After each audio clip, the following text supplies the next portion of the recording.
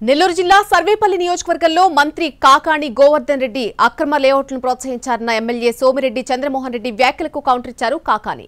2014-19 మధ్య సోమిరెడ్డి మంత్రిగా ఉన్నప్పుడే అక్రమ లేఅవుట్లు పుట్టుకొచ్చాయని ఆరోపించారు.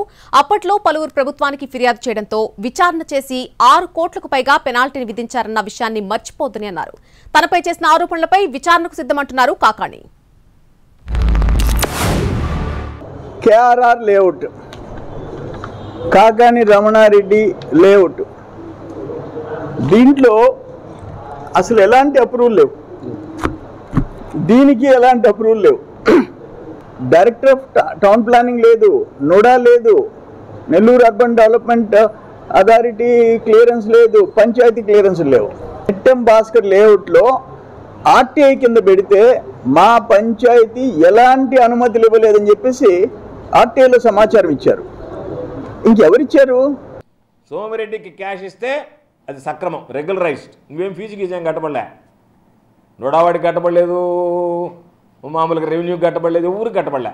నువ్వు సోమిరెడ్డికి ఫీజు కట్టేస్తే లేఅవుట్ అప్రూవ్డ్, అది మామూలుగా అది రెగ్యులరైజ్డ్ లేఅవుట్, రెగ్యులరైజ్ చేసేస్తాడు.